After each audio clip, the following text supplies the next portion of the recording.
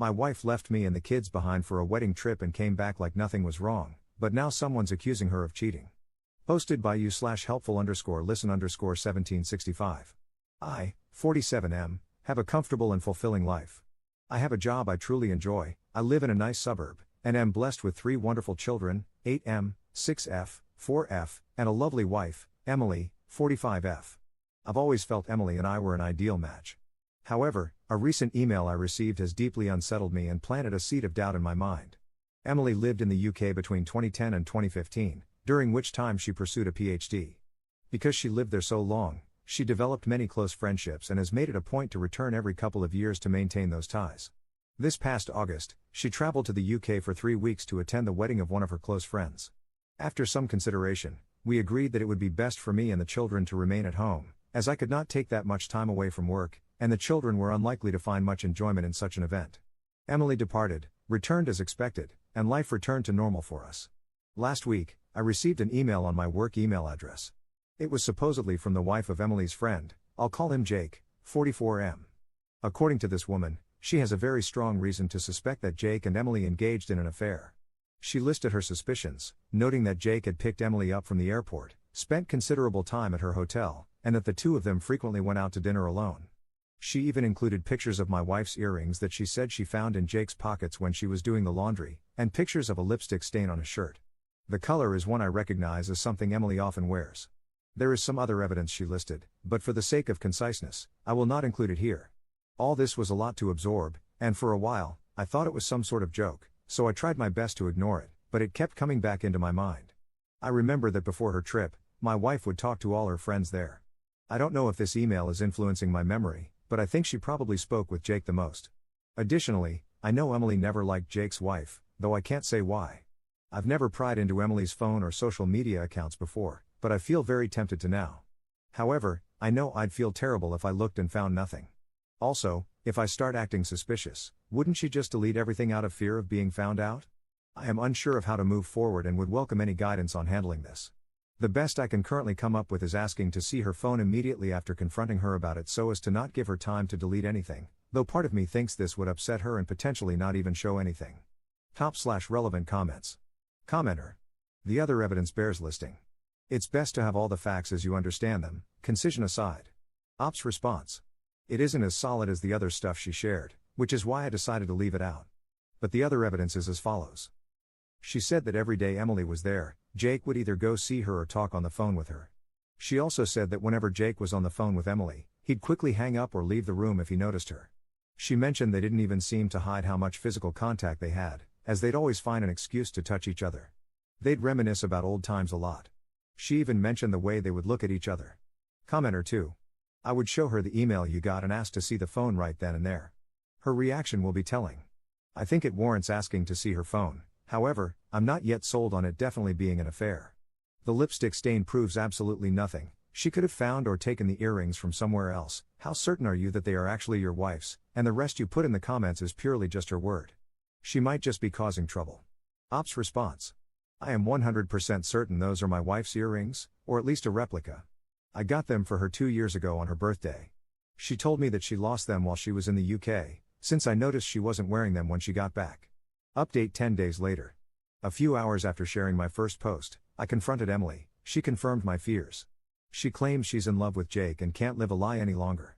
She still claims to love me and the kids but says she can't stay with us any longer. According to her, she was waiting for a better time to tell me and the children. Apparently, this has been going on since March, with Jake flying out here occasionally and Emily secretly meeting him. We're getting divorced. Emily is moving to the UK soon. She confirmed that in August, in addition to the wedding, she attended a job interview, and she's set to start around the new year. She's already applied for a British visa. She plans to live with Jake once she moves. As for custody, Emily is voluntarily surrendering her chance of full custody. She doesn't want to uproot the kids, so they'll stay here in Canada with me. There's a part of me that appreciates that decision, but there's also a part that is astonished at how easily she's walking away. She wants to pay child support, but I'd rather raise my children without her financial influence. That said, the court will likely insist on support, regardless of my feelings. Emily is also seeking structured visitation rights, which, given the circumstances, will likely be granted. Based on what I've been told, the court generally leans toward arrangements that allow both parents to maintain relationships with the children, even when one is relocating to a different country. The lawyers are still working out the details, but it seems she'll have visitation during school breaks and holidays, with the possibility of virtual calls in between. I've been keeping things as amicable as possible, and the more cooperative I am, the more Emily seems to agree with my demands. We are also discussing the future of our home. Emily has expressed a desire to sell the property and divide the proceeds. While I am reluctant to part with the family home, it is unlikely I have much of a choice since it was bought during our marriage. For now, our lawyers are still working through the details, and no final decisions have been made. Given the situation, it could be a good while before we reach a resolution. In the meantime, I've been advised not to make any major financial moves. As much as I want to stay here with the children, I know selling is most likely inevitable. As of this writing, Emily is in an Airbnb, and Jake has flown here to stay with her. They plan on traveling to the UK at some point in the near future. My lawyer tells me that adultery isn't grounds for special treatment when it comes to custody or property division. Therefore, it won't influence how assets are divided unless marital funds are directly involved. Emily likely used money from her personal account. Unless it can be proven she used our joint finances to fund the affair, it's unlikely this will make any difference in court. I have been in regular communication with Jake's soon-to-be ex-wife, Eleanor, primarily through email, and more recently, we've spoken over the phone a few times. Eleanor apologized, saying she felt guilty for telling me about the affair and worried that if she hadn't, maybe my marriage could have been salvaged. I reassured her that, for me, the gravity of the situation made divorce inevitable, and I'd rather not remain in the dark about something of this significance. She even sent me messages and other evidence of their relationship, but since Emily is openly admitting to the affair, it doesn't really matter in the context of the law. Eleanor has also told me a lot about Jake. Apparently, this is the third time he's cheated on her, and she's had enough. There's no chance of reconciliation this time, she says, and he doesn't seem interested in trying. She mentioned that Jake has zero desire to raise children who are not biologically his, which explains why Emily's not fighting for custody. Eleanor's divorce will most likely be much longer and more drawn out than mine, given that both she and Jake want full custody of their children and can't agree on several other issues. I haven't had much time to process everything. These past 2 weeks have felt like a blur in every way. But one thing I can say with certainty is that I have nothing left for Emily, not because she betrayed our marriage, but because of how easily she's walking away from our children. I never thought I could hate someone I once loved so much. It's a strange feeling. The hardest part in all of this is the children. My 2 youngest daughters have started asking why their mother isn't around as much anymore, and it's been very difficult trying to communicate with them about the nature of the situation. My eldest seems to understand a little more and, as a result, he has become quiet and withdrawn. I'm fortunate to have a family that has been incredibly supportive so far. My children have received numerous thoughtful letters from some of their cousins, which I've been reading to them each night. All my siblings have also sent gifts for the kids, and one of my brothers, along with his wife, drove up to visit over the past weekend. My sister-in-law even prepared plenty of food, some of which is still in the freezer. They also kept the children entertained while I met with my lawyer. My other siblings have also offered to come by and look after the kids whenever I need them. Beyond that, my parents have been calling daily to check in on us, and my 78-year-old mother has already made plans to stay with us for 2 weeks in November to help around the house. The collective effort of my family has made this experience much more bearable, and I'm deeply grateful for all their support. To everyone who encouraged me to speak with Emily after my last post, I'm grateful. I was tempted to ignore Eleanor's message, but it kept gnawing at me. Your advice gave me the courage to act. Emily has shown herself to be a liar, and I have no doubt that her idea of a better time was simply when it would cause the least inconvenience for her and Jake. Second update 1 month later. Think of this less as an update and more as a chance to vent a few things now that I've had more time to process my situation. I know that Emily often traveled back and forth to the UK during our marriage. She claims her affair with Jake only began in March 2024, but I'm convinced she's lying. It's almost certain that this has been going on for years. Given how much she had already prepared by the time I confronted her, it's become clear to me and everyone else that she had been planning this for some time. In fact, within a few short days of our confrontation, she already had certain legal documents prepared. Additionally, Jake arriving in Canada shortly after I confronted Emily made it clear that they had planned for her to tell me roughly around this date in advance. It makes sense that Emily was well prepared and was just waiting for things to be better lined up for herself. After all, she'd long since applied for her visa, secured a job, secretly appraised her car, our family car, though it was under her name, and sent personal items with Jake to the UK during his secret visits, all right under my oblivious nose.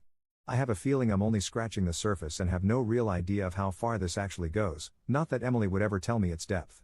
In addition to all of this, Emily had already been in touch with her lawyer long before I confronted her.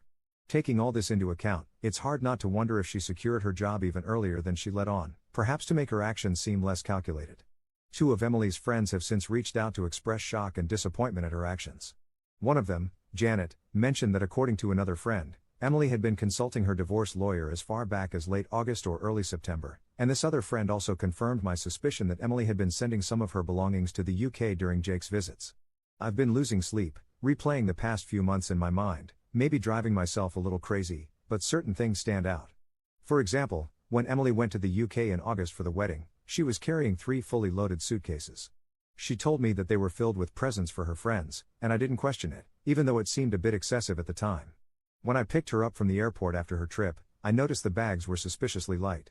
I can assume that, in addition to the job interview she claimed to attend, she transported a bunch of her personal items to the UK, which would explain why, since her return, she seemed to have been wearing a smaller selection of her clothing. Despite this, I was somehow blindsided, and I completely blame myself. Looking back, I can see there were signs I ignored, and I guess I didn't think Emily was capable of this sort of thing. A part of me wonders if this outcome could have been avoided entirely had I been more assertive and vigilant in the past. The worst part of all is that my children are now dealing with the consequences of my ignorance and stupidity. While I twiddled my thumbs, my wife had essentially started a new life. Most people in my life now know about my separation from Emily. I've stopped wearing my wedding band, and I've explained the situation to friends and colleagues who noticed its absence. One of my close friends, and many others who reached out privately on Reddit, have suggested I get DNA tests for the children, given Emily's travel patterns and tendency to lie. While I understand where they are coming from, this is something I'll never do. I'd never assign my children to another man. Nothing will change that. Life without Emily has thus far been difficult. Mornings have become a hectic rush. Between getting the kids ready and getting myself out the door, I'm barely on time for work for nearly half the week. It's frankly exhausting trying to keep up with all the extra parenting duties I have to perform throughout the day. Our current home has a large driveway, so on top of everything else, I'm already dreading the task of shoveling it once the snow starts falling. The kids are feeling the strain, as well. They don't particularly like the food I prepare most days, and they hate how I'm always busy. It's incredibly frustrating to know that while we're here struggling, Emily recently departed for a relaxing vacation through Europe with Jake. Communication between us has dwindled, and I only learned of these developments recently. I have no idea if she plans to return to Canada after her vacation or settle directly into what will likely be a very comfortable life in the UK. On a more positive note, I was able to get the kids to see their doctor recently. She gave me a bunch of useful resources and advice. She placed an emphasis on how time and clear communication were the most important factors for their adjustment. While I'm optimistic, I'd be lying if I said I wasn't worried. It's still early, I know, but they remain quite upset about the entire ordeal and act out regularly as a result. It is abundantly clear that they're having a hard time adjusting to our new reality. Throughout all of this, my family has been a tremendous support. My mother arrived as promised early last week, and things have already become significantly easier. The kids enjoy her cooking and spending time with her. Her presence has also freed me to handle other tasks. Whenever the divorce is finalized, I plan to designate my eldest brother and sister-in-law as legal guardians for the children. They live relatively nearby and have already agreed to take on that role if needed, which brings me some peace of mind. However, I highly doubt this will be any time soon. Given my much busier schedule and Emily dragging her feet before traveling, the whole process has slowed to a snail's pace. One of the hardest aspects of all this has been making decisions about our family home. After considerable thought and speaking it over many times with my family, I'm leaning towards selling at this stage. Emily has already offered me a bit more than half of the proceeds since she sold our SUV right before leaving the country. My lawyer has noted that selling the SUV before we finalized anything was premature on her part, considering I contributed significantly, 40%, to the purchase. He thinks I have strong grounds to seek reimbursement elsewhere in our asset division, which aligns with Emily offering more of the house. Getting more than half seems fair, given that I contributed about 65 to 70% of the down payment and monthly mortgage payments. As I mentioned above, the family SUV was registered in only her name. However, I covered about 40% of its cost, so it's frustrating she sold it unilaterally. As I've learned over the past several weeks, my sedan is too snug for the kids and inconvenient for my mother to duck in and out of when she runs errands. Therefore, I'll need to trade it for something larger. In return, Emily has graciously insisted I keep the furniture and appliances, the least she can do, I suppose. As much as part of me would like to stay in our current home, it's probably better for us to move. Part of me hopes this will help us avoid future interference from Emily, though in reality, she's just as likely to interfere no matter where we are. I've been looking at townhouses closer to my place of work, which would cut down my commute and place us near a well-rated school. However, My sisters brought up that moving the kids now would mean changing schools and losing their friends, which would be yet another big change for them. An alternative option is that we move to a smaller, more manageable house close to our current one. This would reduce my workload and allow the kids to stay at the same school. Regardless of which option we choose, the idea of a new home without Emily's memory is appealing. Our current home's location is yet another example of how foolish and short-sighted I've been. Its location was much more convenient for Emily's commute compared to my own.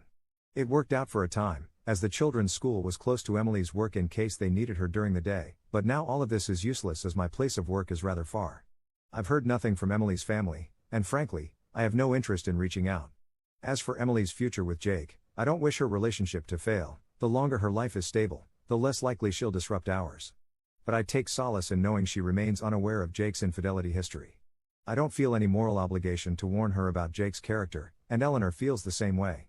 I've made a point to check in on Eleanor regularly. She doesn't have the same family support I do.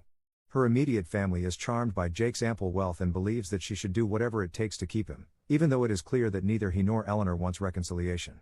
Third update 1 month later. Hello, the main purpose of this post is to clarify a few things that have come up in my personal messages. I appreciate the concern and will use this opportunity to address many of these points at once. First, I'm still very much adjusting. I've accepted the situation, though I still feel bitter about it now and then. I'm adapting, and while some days are worse than others, I'm managing. All in all, my situation doesn't feel as overwhelming anymore. The kids are still adjusting. They're resilient, but they've been dealing with a lot. I'm considering enrolling them in a program designed to support children of divorced parents. I just need to find the time to properly research it once my work calms down a bit.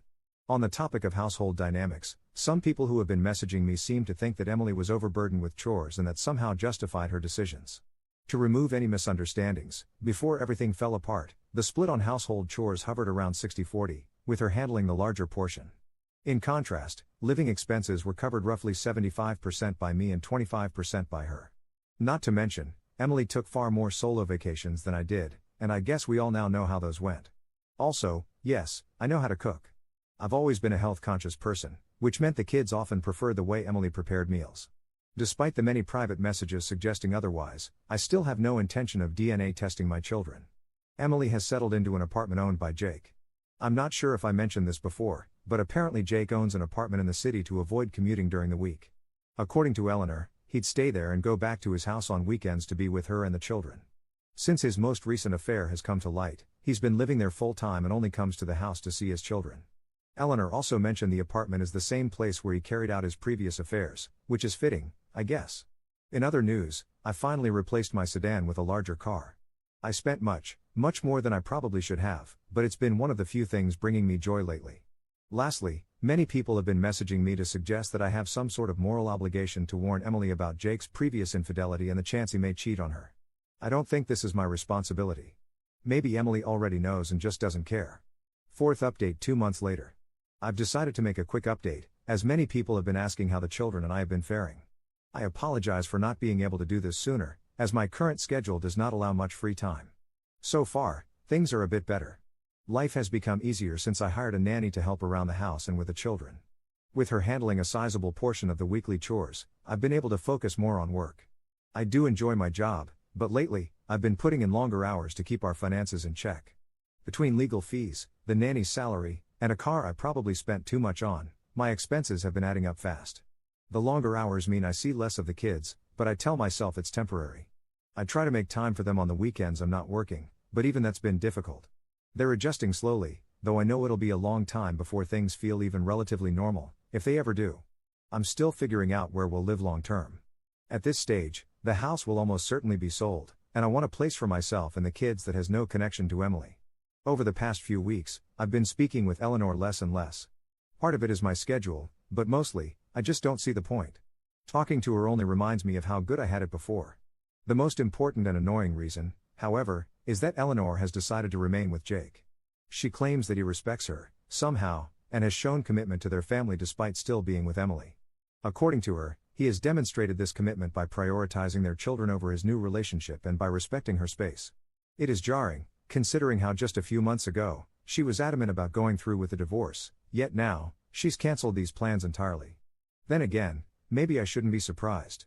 By her own admission, this isn't Jake's first affair, and she's always forgiven him in the past. Emily still lives in an apartment Jake owns, while Eleanor remains in the family home with their children. Jake splits his time between the two, staying at the apartment during the week and coming home on weekends and sporadic weeknights. At the very least, Eleanor has made it clear that Emily isn't allowed in the family home, and Jake seems to respect that. Emily rarely calls the kids during the week, and when she does, the conversations are brief and she tends to whisper a lot. Since these calls take place rather late in her time zone, I imagine she doesn't want to disrupt Jake's sleep. On weekends, when Jake is with his own family, Emily makes more of an effort to talk to the children. However, these calls haven't been particularly long either, as I have felt they shouldn't interrupt the time I planned with the children. All of this is still very much a work in progress, which hopefully will get easier as time goes on. While a part of me is still shocked by how things turned out, I think I have largely woken up to this new reality. Top/relevant comments. Commenter. The ex-wife's AP must be as smooth as silk to still maintain his wife, whom he's cheated on 3 times, and still snag Op's ex-wife. I think the blessing in disguise is that the ex-wife blew up everything for a man who will never be loyal to her. She threw away her vows and her kids to satisfy something that doesn't even exist. Op is better off without someone so deliberate and strategic in her backstabbing. I really hope Op continues to do his best and that the kids are as resilient as he says. It'll be hard regardless. I also doubt it's over. 5 or 10 years from now, the ex-wife will crawl back wanting a relationship with the kids. Op has to be ready. Commenter 2. She abandoned her children to be a weekend mistress. How tragically awful. The fact that Eleanor is a willing participant and stays with this pathetic excuse for a man is also disgusting. Jake is a cancer and needs to be rooted out. Commenter 3. Weekday mistress. The real family gets his time off. Commenter 4. His real family gets weekends, holidays, birthdays, and vacations. The mistress gets weekdays and any time his family doesn't need him. No wonder he doesn't want to deal with her kids, he barely deals with her.